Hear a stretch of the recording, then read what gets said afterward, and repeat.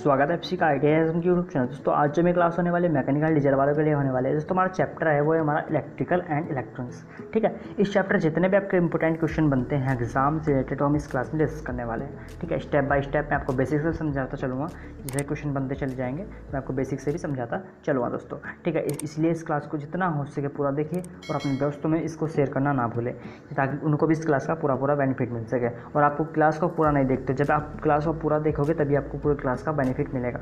ठीक है, तो इस क्लास को जितना हो सके पूरा देखिए, अपने दोस्तों में इसको शेयर करें और चैनल पर नए हो चैनल को सब्सक्राइब जरूर कर लेना। ठीक है, और चलिए तो आज क्लास को हम स्टार्ट करते हैं। ये हमारा चैप्टर मैंने बता दिया इलेक्ट्रिकल एंड इलेक्ट्रॉनिक्स। ठीक है, वैसे तो इलेक्ट्रिशियन का चैप्टर है, ठीक है, लेकिन आपके जो एग्जाम में क्वेश्चन बनते हैं इस रिलेटेड भी। ठीक है, तो चलिए क्लास को अपनी स्टार्ट करते हैं।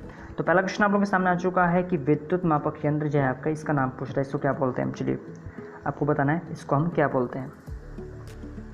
चलिए को राइट आंसर बताना है, इसको हम क्या बोलते हैं। तो मल्टीमीटर आपका जो है यहाँ राइट आंसर हो जाएगा। ऑप्शन नंबर जो है आपका यहाँ पर डी राइट आंसर हो जाएगा। अगर मैं मल्टीमीटर की बात करूँ, थोड़ी जानकारी दूँ तो मल्टीमीटर अभियंत्रों द्वारा सर्वाधिक काम में लिए जाने वाला एक उपकरण है। ये कम से कम 3 इलेक्ट्रॉन राशि जैसे एम्पियर, वोल्ट तथा ओम का मापन इसमें हम करते हैं। 2 प्रकार के मल्टीमीटर होते हैं, एनालॉग तथा डिजिटल मल्टीमीटर। लेकिन जो डिजिटल मल्टीमीटर होता है उसका हम सबसे ज़्यादा उपयोग करते हैं। जो डिजिटल वाला होता है उसके ज़्यादा हम सबसे ज़्यादा इसका यूज़ करते हैं। ठीक है, और जो उसके मुख्य भाग होते हैं वो जो 1.5 वोल्ट जो का सेल होता है उसको, और सेकंड होता है आपका रोटरी स्विच, और PMMC जो इसमें मीटर होता है, और रेक्टिफायर वगैरह होते हैं, तो इसके मुख्य भाग वगैरह इसके होते हैं। ठीक है, तो जो हम सबसे ज़्यादा यूज़ करते हैं वो करते हैं मल्टीमीटर को। ठीक है, तो यही आपका कहलाता है। तो मल्टीमीटर को बहुमापी भी कहते हैं। क्या कहते हैं? मल्टीमीटर को बहुमापी भी कहते हैं। जो इस प्रकार का जो मीटर होता है जिसमें एम्पियर मीटर, वोल्ट मीटर, ओम मीटर का जो समावेश हो, मल्टीमीटर आपके जो है कहलाते हैं। ठीक है, इतना आपको ध्यान रखना है। तो कहीं पर भी क्वेश्चन आपको दिख जाए इस टाइप से तो आपको राइट आंसर क्या हो जाएगा? मल्टीमीटर। ठीक है, इस टाइप से होता है, मैंने आपको बता दिया। ठीक, चलिए अगर आपको क्वेश्चन बन जाए एग्जाम में कि जो सर्वाधिक उपयोग मल्टीमीटर का कौन सा होता है, तो आप किसका बताएंगे? किसका बताया मैंने आपको? जो डिजिटल होता है उसका सर्वाधिक उपयोग करते हैं। ठीक है, चलिए एक क्वेश्चन से कहीं का सारे जो क्वेश्चन है आपके बन जाते हैं इस टाइप से। तो चलिए आपका अगला क्वेश्चन आप लोगों के सामने आ चुका है कि कौन सा पदार्थ इलेक्ट्रॉन के प्रवाह का विरोध करता है। क्वेश्चन आप लोगों के सामने है कि कौन सा जो इलेक्ट्रॉन पदार्थ है वो जो इलेक्ट्रॉन का के प्रवाह का जो विरोध करता है, उसको रोकता है। चलिए कौन सा है इनमें से? सोना होता है, कांच होता है, चांदी होता है, या फिर तांबा होता है? तो जो आपका बी ऑप्शन है ग्लास यानी कि कांच जो है आपका यहाँ पर राइट आंसर हो जाएगा। ऑप्शन नंबर बी आपका जो है यहाँ पर राइट आंसर हो जाएगा दोस्तों। चलिए अगला क्वेश्चन आप लोग के सामने आ जाए कि विद्युत सर्किट में एमीटर द्वारा क्या मापा जाता है। जो विद्युत सर्किट होता है उसमें एमीटर द्वारा क्या हम मापते हैं? तो करंट उसमें मापा जाता है। क्या? करंट। ऑप्शन नंबर जो सी है यहाँ पर राइट आंसर हो जाएगा दोस्तों। ठीक है, चलिए अब बढ़ते हैं आपके अगले क्वेश्चन की ओर, देखते हैं क्या कहता है। जो कैपेसिटेंस होता है उसकी इकाई के बारे में पूछ रहा है कि उसकी इकाई जो है वो कौन सी क्या होती है। आपको राइट आंसर बताना है। 4 ऑप्शन आपके सामने है, ओम, वोल्टेज, फैराड या फिर एम्पियर। चलिए आपको राइट आंसर बताना है कैपेसिटेंस की इकाई क्या होती है, ओम, वोल्टेज, फैराड या एम्पियर। चलिए राइट आंसर बताइए। तो जो फैराड आपका जो है यहाँ पर राइट आंसर हो जाएगा। ऑप्शन नंबर सी के साथ आपको यहाँ पर राइट आंसर चला जाएगा। ठीक है, इतना आपको समझ में आ गया। चलिए अब अगला क्वेश्चन आप लोगों के सामने आ चुका है। अगला क्वेश्चन देखिए क्या कहता है कि उपकरण का नाम क्या है। जो आपके पास जो उपकरण वगैरह दिया हुआ है इसका आपको नाम बताना है। हाइड्रोमीटर है, थर्मामीटर है, लैक्टोमीटर है या फिर बैरोमीटर है। ये लैक्टोमीटर होगा यहाँ पर, ना कि लैक्टो। ठीक है, लैक्टो होगा। चलिए आपको बताना है राइट आंसर इसका क्या होगा। जो उपकरण दिया हुआ है आपको इसका आपको नाम बताना है, किस किस के साथ जाएगा। तो हाइड्रोमीटर इसको हम बोलते हैं, क्या बोलते हैं? हाइड्रोमीटर। आपको जो चित्र वगैरह आपको ध्यान रखने वाले हैं, ठीक है, आपको इसको ध्यान रखना होगा। कभी से भी अगर एग्जाम में आपको आ जाए तो आपको अच्छे से इसको टिक कर सके। तो हाइड्रोमीटर आपको जो है यहाँ पर राइट आंसर हो जाएगा दोस्तों। उपकरण का नाम क्या है? हाइड्रोमीटर, यानी कि ऑप्शन नंबर ए जो है आपका राइट आंसर हो जाएगा। चलिए अगला क्वेश्चन आप लोगों के सामने आ चुका है। अब इसमें जो गेट्स वगैरह जो आपका इलेक्ट्रिकल वगैरह हैं, सिंबल्स वगैरह, इसके बारे में पूछ रहा है। जो आपको दिया गया है, जो गेट वगैरह दिए गए हैं इसका आपको नाम बताना है। चलिए ये लॉजिक गेट होते हैं। इसके बारे में अगर मैं बताऊँ, एक इलेक्ट्रॉनिक परिपथ जो एक या अधिक इनपुट जो सिग्नल्स पर जो कार्य करता है तथा जो परिणामी निर्गत सिग्नल प्रदान करता है उसे क्या बोलते हैं, लॉजिक गेट्स बोलते हैं। तो इसी प्रकार के गेट्स वगैरह होते हैं, नोट गेट वगैरह होता है, एंड गेट होता है, और गेट होता है, नोट गेट होता है। तो इस प्रकार के गेट वगैरह होते हैं। तो इसमें क्या दिया कि लॉजिक गेट का नाम बताना है आपको, इसको क्या बोलेंगे। चलिए राइट आंसर आपको बताना है किसके साथ जाएगा। तो यहाँ पर जो आपका राइट आंसर इसको हम क्या बोलते हैं दोस्तों, एंड गेट बोलेंगे। क्या बोलेंगे, एंड गेट इसको हम बोलते हैं। इतना समझ में आ गया। अभी एंड गेट के अगर इस बारे में बात करूँ तो इसमें 2 या 2 से अधिक इनपुट हो सकते हैं तथा आउटपुट एक इसमें होता है, और इस गेट का आउटपुट 0 या 1 हो सकता है। परंतु जो इसमें आउटपुट होता है वो एक तभी होगा जब दोनों इनपुट 1 हो। तो इस प्रकार का ही आपका होगा, जैसे कि आप लोग चित्र में दिख रहा होगा। ठीक है, तो इसका जो आउटपुट वगैरह होता है तो वो होता है आपको y बराबर a पॉइंट b। ठीक है, इनका इस टाइप से होता है। जो एंड गेट के समान कार्य करता है, एक तथा बी जो 2 इनपुट होते हैं तो उनका आउटपुट y होता है। ठीक है, मैंने आपको बता दिया, यानी कि इन दोनों के बराबर क्या होगा, y होगा। तो यहाँ पर आपको ये इससे ज़्यादा क्या पूछ देता है, आपको जो चित्र दे देता है और उसका सिर्फ नाम पूछता है, इतना नहीं पूछता। ठीक है, तो आपको ध्यान रखना है जिसके जो डायग्राम्स वगैरह हैं इसको आप देख लेना। ठीक है, तो इसका सबसे पहले इसका नाम ही पूछता है इस टाइप से। ठीक है, तो उसको क्या बोलते हैं, मैंने बताया आपको एंड गेट इसको बोलेंगे। चलिए ऑप्शन नंबर ए आपका यहाँ पर राइट आंसर हो जाएगा। अब अगला क्वेश्चन आप लोगों के सामने आ चुका है कि जो प्रतीक आपको दिया हुआ है, सिंबल वगैरह दिया है, इसका आपको पूछ रहा है कि इसको हम क्या बोलेंगे। चलिए आपको राइट आंसर बताना है। तो नोट गेट इसको क्या बोलेंगे, नोट गेट।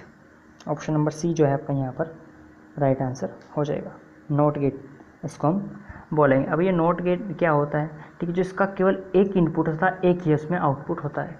यदि इनपुट 1 होता है तो आउटपुट 0 होगा, और यदि इनपुट 0 है तो जो आपका आउटपुट होगा वो 1 होगा। ठीक है, तो इस टाइप से होता है।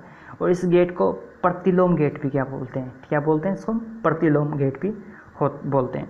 ठीक है, नोट गेट को जैसे कि आप लोगों को इसमें दिख रहा होगा, इस टाइप से नोट गेट होता है, चित्र में दिख रहा होगा, तो इसे क्या बोलते हैं, प्रतिलोम गेट भी बोलते हैं। अगर क्वेश्चन बन जाए आपके एग्जाम में कि प्रतिलोम गेट किसे बोलते हैं, तो नोट गेट को हम प्रतिलोम गेट भी बोलते हैं, इतना आपको ध्यान रखना होगा।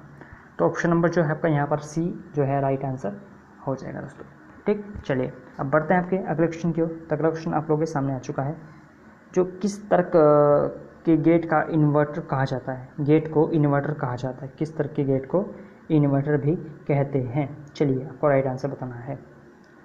तो नोट गेट जैसे कि बताया, इसको क्या बोल रहे हैं, नोट गेट को क्या बोलते हैं हम, जो एक तरह से क्या होता है, गेट का इन्वर्टर भी कहा जाता है इसको। ठीक है, इतना आपको ध्यान रखना है, ये इम्पोर्टेंट पॉइंट है, कभी भी एग्जाम में कहीं से भी बन जाते हैं। चलिए अब बढ़ते हैं आपके अगले क्वेश्चन की ओर, देखते हैं अगला क्वेश्चन आप लोगों का क्या कहता है। तो ऑप्शन नंबर जो है यहाँ पर आपका सी राइट आंसर हो जाएगा। ठीक है दोस्तों, चलिए अब 20 का पूछ रहा है, जो विद्युत भाग का नाम क्या है। इसमें जो आपको दिया हुआ है इसका आपको नाम बताना है, इसको क्या बोलेंगे। आपने जो चित्र है आपको देखकर बता दिया होगा कि जो आपका डायग्राम है, इसको हम घर में भी यूज़ करते हैं। चलिए वैसे तो आपको डायग्राम देख के पता लग गया होगा कि ये है क्या चीज़ तो ये क्या है, फ्यूज़। देखा होगा आपने, जो फ्यूज़ वगैरह लगे होते हैं आपके घरों में भी, तो किसको क्या बोलते हैं, फ्यूज़। ऑप्शन नंबर ए जो है आपका यहाँ पर राइट आंसर हो जाएगा दोस्तों। ठीक, फ्यूज़ इसको हम बोलेंगे। ठीक, इतने आसान क्वेश्चन बनते हैं आपके एग्जाम में। चलिए, कौन सा भाग जुड़ा हुआ है और दबाए गए पुश बटन के हॉर्न सर्किट को पूरा करे। थोड़ा सा अलग टाइप का क्वेश्चन बन चुका है कि कौन सा भाग जुड़ा हुआ है, इनमें से पूछ रहा है। कोर टोन डिस्क है, हॉर्न पॉइंट होता है, या फिर ग्राउंड प्लेट होता है। चलिए, ये वैसे तो इलेक्ट्रिशियन वाला होगा, आपको थोड़ा सा कम ही समझ में आएगा। दबाए गए पुश बटन के हॉर्न सर्किट को पूरा करता है, कौन सा करता है, कोर टोन डिस्क। मैं आपको बता दूं, आपको नहीं पता होगा तो इसको करता है जो ग्राउंड प्लेट वगैरह होती है, इसको पूरा करती हैं। क्या, ग्राउंड प्लेट जो हॉर्न सर्किट होता है इसको क्या पूरा करती है, ग्राउंड प्लेट जो है इसको पूरा करती है। चलिए ऑप्शन नंबर डी आपका जो है यहाँ पर राइट आंसर हो जाएगा।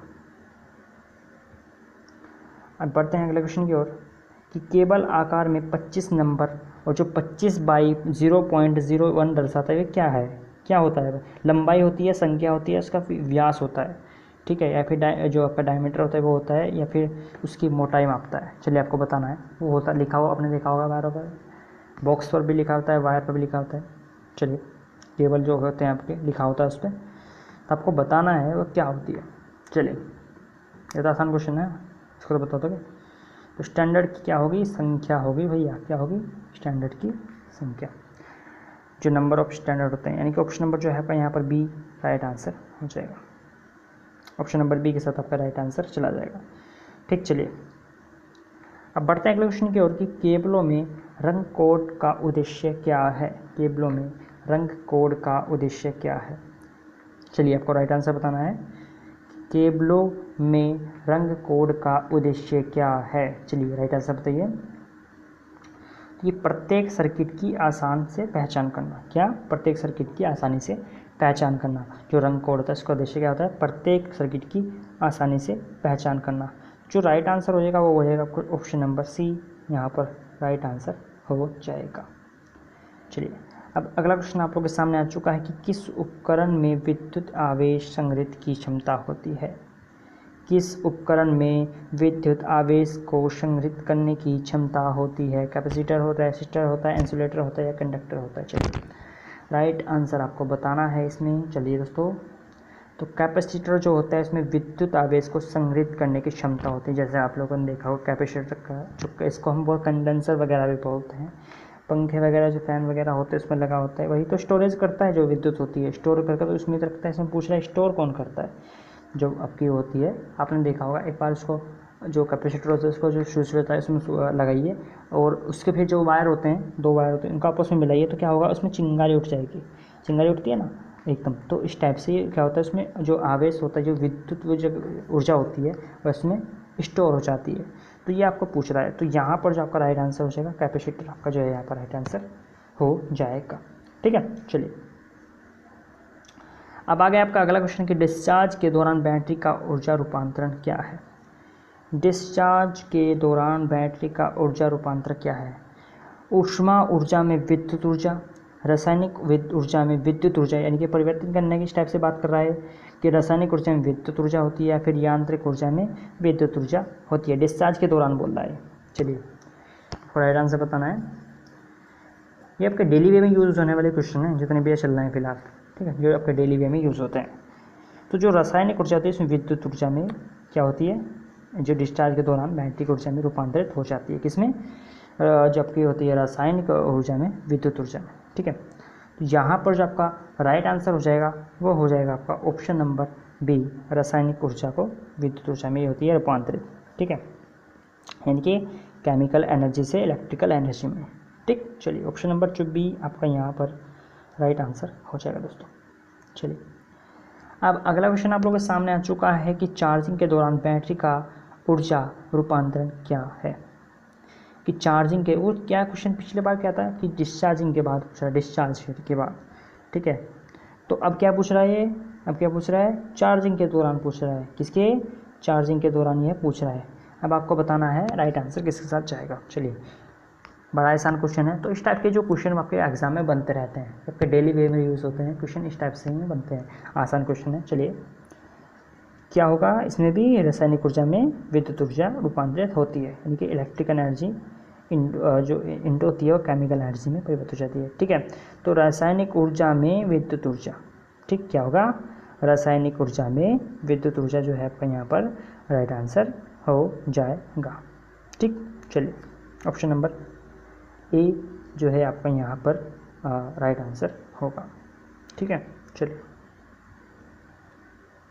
अब चलते हैं आपका अगले क्वेश्चन की ओर कि लेड एसिड बैटरी में ऑक्सीटिव प्लेट की सामग्री क्या है। What is the material of positive plate in the lead acid battery. चलिए राइट आंसर बताना है। चलिए राइट आंसर बताइए। पॉजिटिव प्लेट की बात कर रहा है ये ऑफ। ठीक है, चलिए बताइए। यहाँ पर जो आपका राइट आंसर होगा दोस्तों वो होगा आपका लीड पेरोक्साइड। क्या होगा, लीड पेरोक्साइड, यानी कि ऑप्शन नंबर जो है आपका यहाँ पर बी राइट आंसर होगा। क्या होगा, ऑप्शन नंबर बी जो है आपका यहाँ पर राइट आंसर हो जाएगा। अब अगला क्वेश्चन आप लोगों के सामने आ चुका है एक, चलिए कि लीड एसिड बैटरी जो किस अम्ल का उपयोग किया जाता है? जो लेड एसिड बैटरी होती है उसमें किसका उपयोग किया जाता है? Nitric acid, sulphuric acid, hydrobromine acid, hydrochloride acid. चलिए 4 ऑप्शन आपके सामने है, आपको राइट आंसर बताने किसके साथ जाएगा।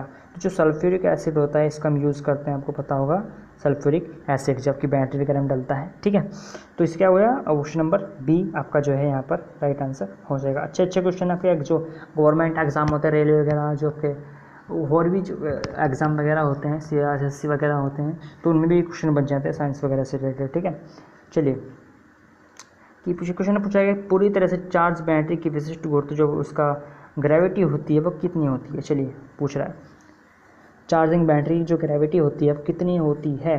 चलिए आपको राइट आंसर बताना होगा कि 1.260 से 1.280, यानी कि ऑप्शन नंबर जो है आपका यहाँ पर डी आपका राइट आंसर हो जाएगा। अब अगला क्वेश्चन आप लोगों के सामने आ चुका है कि यदि कंडक्टर ने चुंबकीय फील्ड को स्थानांतरित और को काट दिया तो इस किस प्रकार का जो ईएमएफ जो विद्युत वाहक बल होता है, ईएमएफ बोलते हैं, इसको बोलते हैं विद्युत वाहक बल उत्पन्न होगा। चलिए आपको पता ही है कैसा इसमें जो है विद्युत वाहक बल उत्पन्न होगा। चलिए तो जो गतिशील रूप में जो प्रेरित ईएमएफ होता है, ठीक है, यानी कि डायमेकल इंडक्टर जो ईएमएफ होता है, तो ये आपका राइट आंसर हो जाएगा। गतिशील रूप में प्रेरित विद्युत वाहक बल, ऑप्शन नंबर ए जो है आपका यहाँ पर राइट आंसर हो जाएगा। ठीक है, चलिए अब अगला क्वेश्चन आप लोगों के सामने आ चुका है कि अभी जो डायोड दिया है उसका सिंबल दिया है, इसका आपको राइट आंसर बताना है। ये किस चीज़ का सिंबल? चलिए तो डायोड इसको बोलते हैं, क्या बोलते हैं? डायोड का ये सिंबल आपका होता है। ठीक है, चलिए अगला क्वेश्चन आप लोगों के सामने आ चुका है ठोस अवस्था स्विच के रूप में किस इलेक्ट्रॉनिक घटक का उपयोग किया जाता है? ठोस अवस्था स्विच के रूप में किस इलेक्ट्रॉनिक घटक का उपयोग किया जाता है? चलिए आपको राइट आंसर बताना है। तो ट्रांजिस्टर आपका जो है यहाँ पर राइट आंसर हो जाएगा। ऑप्शन नंबर जो है आपका यहाँ पर डी राइट आंसर हो जाएगा। ठीक है दोस्तों, यहाँ पर जो है राइट आंसर आपका क्या होगा? Option number D transistor. चलिए अब अगला क्वेश्चन आप लोग है कि बैटरी की एम्पियर घंटे की रेटिंग 5 एम्पियर और 20 घंटे की अवधि तो प्रदान करती है, तो कितनी होगी? तो यहाँ पर जो 20 गुना अगर मैं 5 करूँगा तो 20 पंजे 100, तो यहाँ पर जो राइट आंसर होगा ऑप्शन नंबर किसके साथ जाएगा? ऑप्शन नंबर सी के साथ जाएगा, तो यानी कि 100 एम्पियर प्रति आवर जो आपका राइट आंसर हो जाएगा। ठीक, चलिए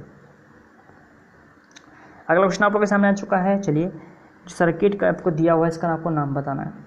तो सर्किट आपको दिया हुआ है इसका आपको नाम बताना है। तो ये ओपन परिपथ इसको बोलते हैं। ठीक है, क्या बोलते हैं? ओपन परिपथ। ठीक है, आपको जैसे दिख रहा होगा ओपन परिपथ, यानी कि ओपन सर्किट इसको बोलेंगे। चलिए अब आपसे पूछा जो सीरीज़ में जो प्रतिरोध लगे होते हैं श्रृंखला R1 और R2, तो आपको बताना है कि कौन सा है सीरीज़ में। क्या पूछ रहा है कि प्रतिरोध R क्या है यदि प्रतिरोध R1 और R2 श्रृंखला में जुड़े हैं? सीरीज़ की बात कर रहा है। चलिए राइट आंसर बताइए। ये मैंने आपको शायद करवाया भी है, इससे न्यूमेरिकल वगैरह भी मैंने आपको करवाए हुए हैं। जो इलेक्ट्रिक जो क्लास हुई थी उसमें मैंने जो पैरेलल वगैरह के बारे में बताया था और जो सीरीज़ वगैरह इसके बारे में मैंने आपको बताया हुआ था। चलिए समझ में आ गया होगा आपकी किस कैसे जोड़ते हैं? मैंने बताया था ऑप्शन नंबर ए, यानी कि R बराबर R1 प्लस R2, इस टाइप से हम बोलते हैं। अगर मैं पैरेलल की बात करूँ जो समानांतर होता है उसको कैसे जोड़ते हैं? 1/R बराबर 1/R1 प्लस 1/R2, इस टाइप से इसको जोड़ते हैं। वो क्या होता है? ये होता है आपका समानांतर। और सीरीज़ की अगर मैं बात करूँ तो सीरीज़ कैसे होगा आपका दोस्तों? ये हो जाएगा आपका ऑप्शन नंबर ए, R बराबर R1 plus R2 plus R3, इस टाइप से बढ़ता चला जाता है जितने भी इसमें प्रतिरोध जुड़े हुए होते हैं। ठीक, तो राइट आंसर क्या हो जाएगा? ऑप्शन नंबर ए जो है आपका यहाँ पर राइट आंसर हो जाएगा। चलिए अब अगला क्वेश्चन आप लोगों के सामने है कि विद्युत प्रतीक नाम पूछ रहे हैं। सेल का जो प्रतीक है सिंबल है, या फिर बैटरी का, या फिर पृथ्वी का, या फिर प्रतिरोध का? चलिए अर्थ का पूछ रहा है, या फिर बैटरी का, या फिर सेल का, या फिर रेजिस्टेंस का? चलिए राइट आंसर बताना है किसका यह सिंबल है।